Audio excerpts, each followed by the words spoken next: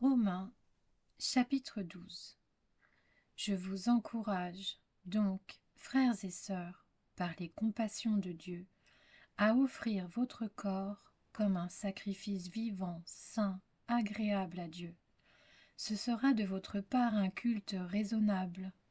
Ne vous conformez pas au monde actuel, mais soyez transformés par le renouvellement de l'intelligence, afin de discerner quelle est la volonté de Dieu, ce qui est bon, agréable et parfait. Par la grâce qui m'a été donnée, je dis à chacun de vous de ne pas avoir une trop haute opinion de lui-même, mais de garder des sentiments modestes, chacun selon la mesure de foi que Dieu lui a donnée.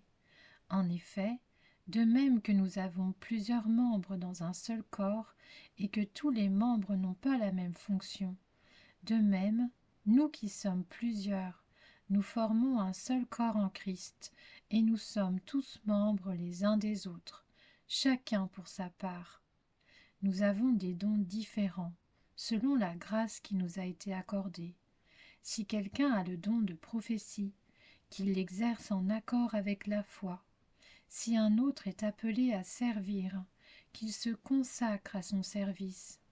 Que celui qui enseigne se donne à son enseignement, et celui qui a le don d'encourager à l'encouragement. Que celui qui donne le fasse avec générosité, celui qui préside avec zèle, et que celui qui exerce la bienveillance le fasse avec joie. Que l'amour soit sans hypocrisie. Ayez le mal en horreur. Attachez-vous au bien.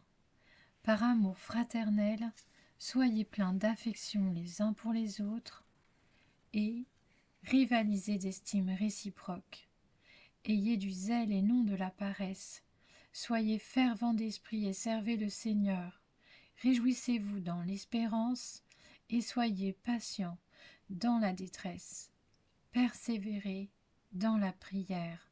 Pourvoyez aux besoins des saints et exercez l'hospitalité avec empressement. Bénissez ceux qui vous persécutent, bénissez et ne maudissez pas. Réjouissez-vous avec ceux qui se réjouissent, pleurez avec ceux qui pleurent. Vivez en plein accord les uns avec les autres. N'aspirez pas à ce qui est élevé, mais laissez-vous attirer par ce qui est humble. Ne vous prenez pas pour des sages. Ne rendez à personne le mal pour le mal. Recherchez ce qui est bien devant tous les hommes. Si cela est possible, dans la mesure où cela dépend de vous, soyez en paix avec tous les hommes. Ne vous vengez pas vous-même, bien-aimés, mais laissez agir la colère de Dieu, car il est écrit « C'est à moi qu'appartient la vengeance, c'est moi qui donnerai à chacun ce qu'il mérite, dit le Seigneur.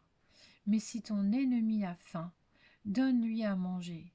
S'il a soif, donne-lui à boire, car en agissant ainsi, tu amasseras des charbons ardents sur sa tête.